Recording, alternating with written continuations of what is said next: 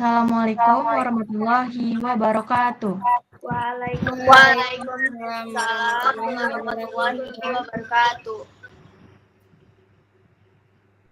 Baik, puji dan syukur kita ucapkan kepada Allah Subhanahu wa taala yang mana atas nikmat dan berkarunia-Nya kita dapat melakukan Google Meet pada malam ini. Nah, pada malam ini kita akan membahas atau mendiskusikan materi mengenai pendidikan inklusi. Sebelumnya, saya Nabila Carefa sebagai moderator dan silakan kepada rekan-rekan untuk memperkenalkan dirinya terlebih dahulu. Saya Askia Febria sebagai pemateri. Saya Geiska Aurelova sebagai pemateri. Saya Keila Afia sebagai pemateri. Baik, sebelum masuk ke materi yang pertama, saya akan membahas apa itu pendidikan inklusi. Pendidikan inklusi ialah pendekatan pendidikan yang memastikan semua anak, termasuk anak berkebutuhan khusus, mendapatkan kesempatan belajar yang sama di lingkungan sekolah reguler yang sama. Nah, tujuannya ialah untuk menciptakan lingkungan yang menerima, menghargai kebersamaan, dan mendukung setiap siswa untuk mengembangkan bakatnya sesuai potensinya masing-masing, dengan menyesuaikan kurikulum dan metode pembelajaran jika diperlukan. Baik, sebelum kita masuk ke materi yang pertama, saya akan membahas apa itu pendidikan inklusi. Pendidikan inklusi ialah pendekatan pendidikan yang memastikan semua anak, termasuk anak berkebutuhan khusus, mendapatkan kesempatan belajar yang sama di sekolah reguler. Tujuannya ialah untuk menciptakan lingkungan yang menerima, menghargai kebersamaan, dan mendukung setiap siswa untuk mengembangkan potensinya masing-masing, dengan penyesuaian kurikulum dan metode pembelajaran jika diperlukan. Nah, selanjutnya ialah materi kedua, yaitu yang akan disampaikan oleh Kia mengenai apa itu tentang anak berkebutuhan khusus dan apa saja ragam anak berkebutuhan khusus. Kepada Kia, dipersilakan. Pertanyaannya, apa yang Anda ketahui tentang anak berkebutuhan khusus? Anak berkebutuhan khusus itu merupakan anak-anak yang memiliki karakteristik atau kebutuhan yang berbeda dari anak-anak pada umumnya. Jadi, anak tersebut memerlukan dukungan ataupun layanan khusus agar dapat belajar dan berkembang secara optimal. Nah, apa saja sih ragam anak yang berkebutuhan khusus itu? Yang disabilitas intelektual, kedua disabilitas fisik, ketiga disabilitas sensorik, keempat disabilitas emosional dan perilaku, kelima kesulitan belajar spesifik, yang keenam itu ada autism atau gangguan spektrum autisme, terus yang terakhir itu ada gifted atau anak yang berbakat.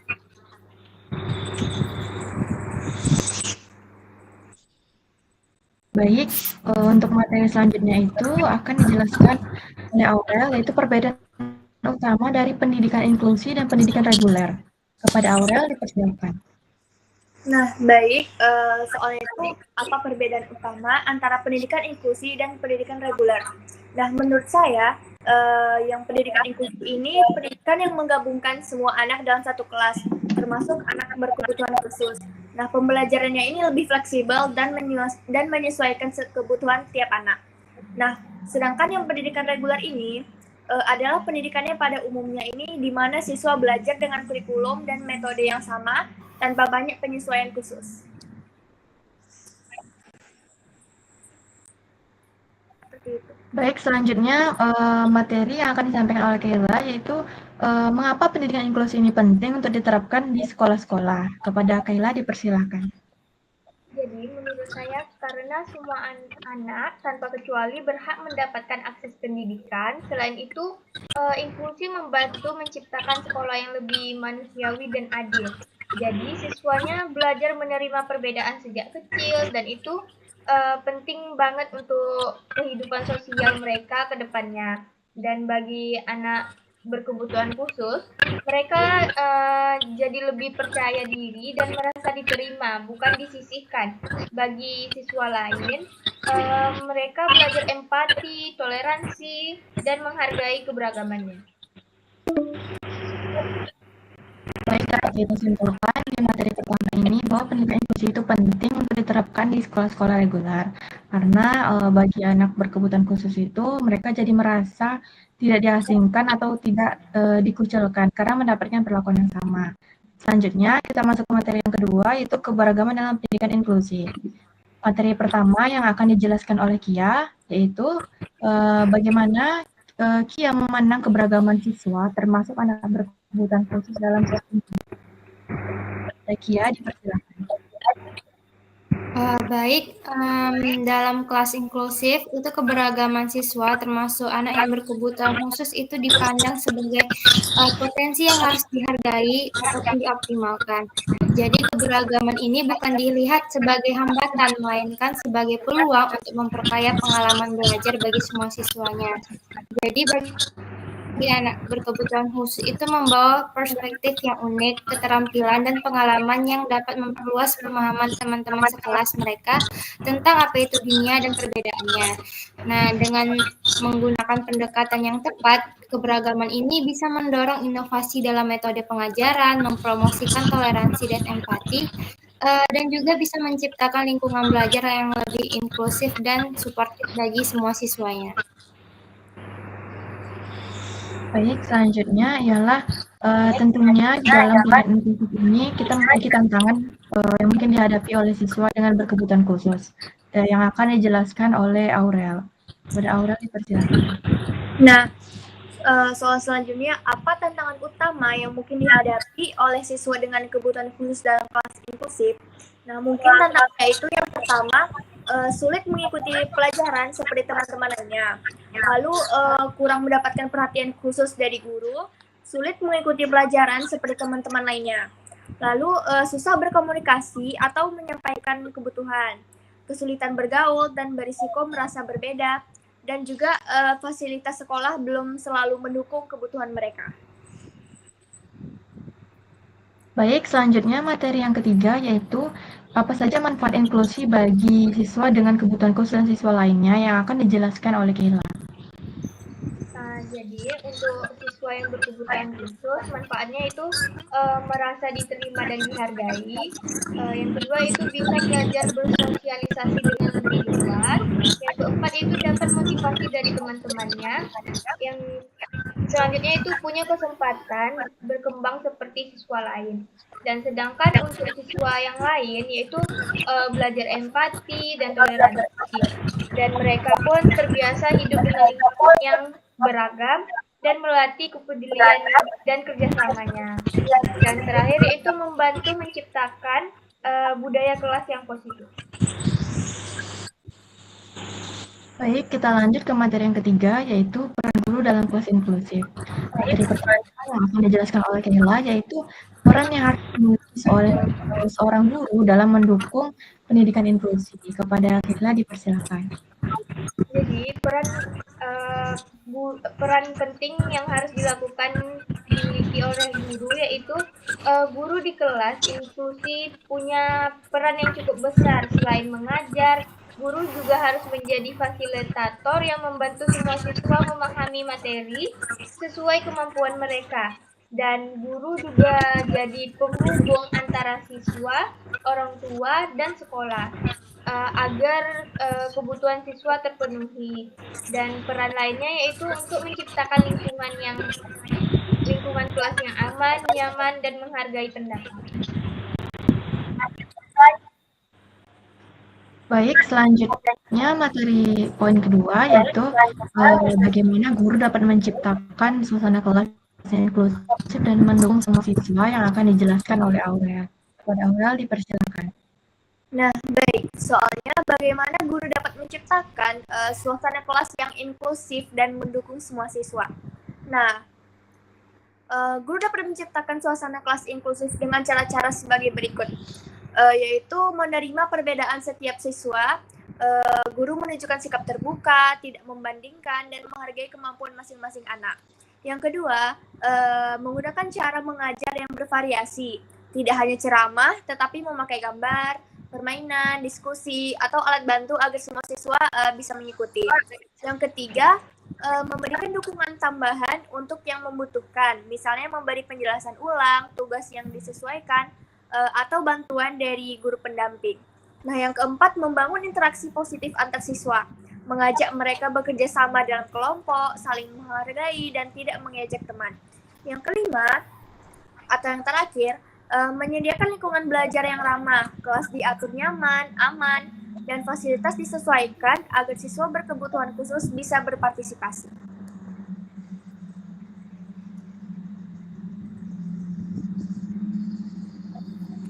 Baik, selanjutnya materi poin ketiga yaitu keterampilan atau sikap apa saja yang harus dimiliki seorang guru untuk mengajar di kelas inklusif yang akan dijelaskan oleh Kia. Kepada Kia dipersilahkan. Baik, sikap apa saja yang harus dimiliki oleh guru untuk mengajarkan di kelas inklusif ya. Yang pertama itu pemahaman mendalam tentang keberagaman dan karakteristik anak yang berkebutuhan khusus itu sangat penting, termasuk jenis-jenis disabilitas, berkebutuhan belajar, ataupun potensi yang dimilikinya. Yang kedua itu keterampilan dalam memodifikasi kurikulum dan pembelajaran supaya sesuai dengan kebutuhan individu siswanya, seperti memberikan adaptasi dan diferensiasinya. Terus yang ketiga itu kemampuan berkomunikasi secara efektif dengan siswanya, orang tua, dan tenaga ahli yang terkait, serta membangun hubungan yang positif dan suportif. Lalu yang terakhir itu keterampilan dalam mengelola kelas yang efektif, termasuk mengatasi perilaku yang menentang dan mempromosikan interaksi positif antar siswanya. Baik, kita masuk ke materi keempat, yaitu kesiapan mengajar di kelas inklusif.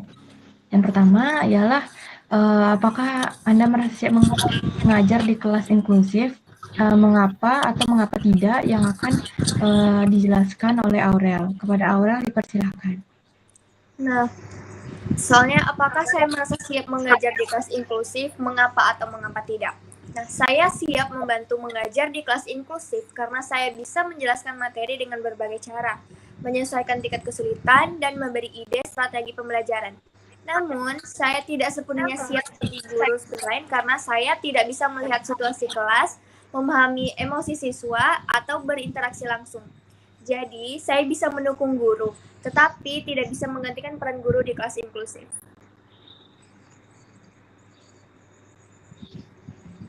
Nah, untuk poin kedua itu ialah tantangan apa yang akan diprediksi ketika dihadapi ketika mengajar di kelas inklusif yang akan dijelaskan oleh Keila.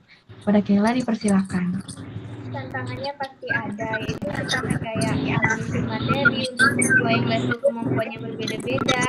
Yang kedua itu mengatur kelas agar tetap kondusif. Ketiga itu membangun komunikasi efektif dengan anak yang berkebutuhan khusus. Yang keempat itu waktu tambahan yang diperlukan untuk persiapan.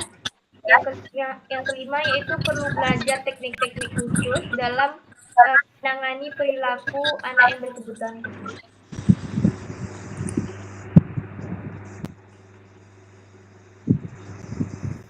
Baik, selanjutnya poin ketiga yaitu jenis pelatihan atau pengalaman apa yang dirasa perlu untuk mengembangkan kemampuan mengajar di kelas inklusif yang akan dijelaskan oleh Kia. Kepada Kia dipersilahkan.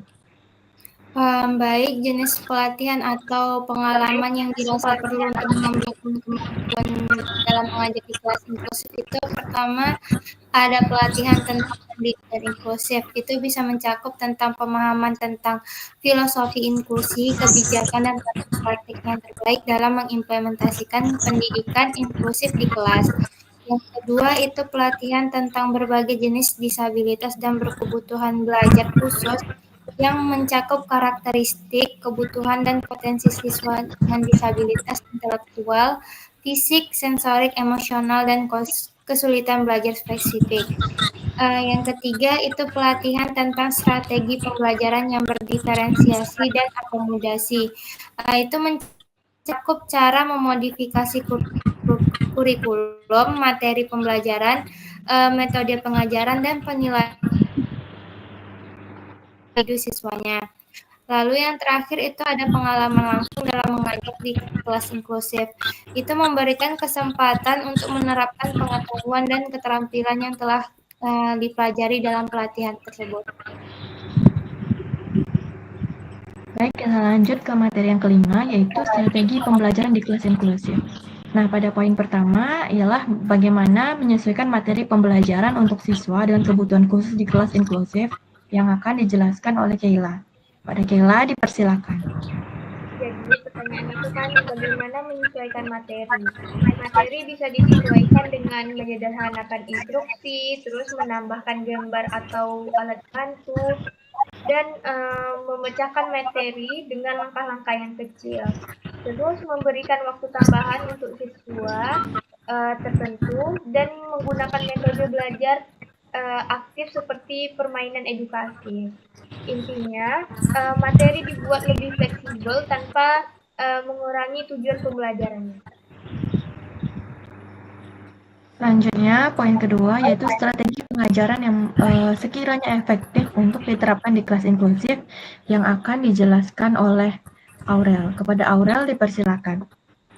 Nah, baik, strategi pengajaran yang menurut saya efektif untuk diterapkan di kelas inklusif itu yang pertama, mengajar dengan berbagai cara, bukan satu metode saja. Yang kedua, memberikan tugas sesuai kemampuan tiap siswa. Yang ketiga, membuat kerja kelompok agar siswa bisa saling membantu. Yang keempat, menggunakan instruksi yang jelas dan mudah dipahami. Yang kelima, memberi bantuan tambahan pada siswa yang memerlukan. Dan yang keenam itu ada menjaga suasana kelas agar positif dan saling menghargai. Singkatnya itu, ajar dengan cara beragam, sesuaikan tugas, dan ciptakan lingkungan yang mendukung semua siswa. Baik, poin selanjutnya ialah bagaimana cara mengelola perbedaan tingkat kemampuan antara siswa dalam kelas yang inklusif. Nah, itu akan dijelaskan oleh Kia. Kepada Kia, dipersilakan. Dalam mengelola perbedaan tingkat kemampuan siswa dalam kelas inklusif itu memerlukan pendekatan yang fleksibel dan responsif, yang mengakui bahwa setiap siswanya ini memiliki kekuatan, kebutuhan, ataupun gaya belajar yang unik. Salah satu strategi utamanya pembelajaran yang berdiferensiasi, yaitu pembelajaran yang menyesuaikan kurikulum, materi pembelajaran, dan metode pengajaran sesuai dengan tingkat kemampuan, minat, dan kebutuhan belajar siswanya. Jadi pembelajaran berdiferensiasi ini bisa dilakukan, misalnya guru bisa memberikan tugas yang berbeda tingkat kesulitannya, memberikan pilihan kegiatan ataupun proyek, atau menggunakan berbagai media dan sumber belajar. Jadi guru dapat membentuk kelompok belajar kecil berdasarkan tingkat kemampuan atau minat siswanya, lalu memberikan dukungan tambahan kepada siswa yang membutuhkan.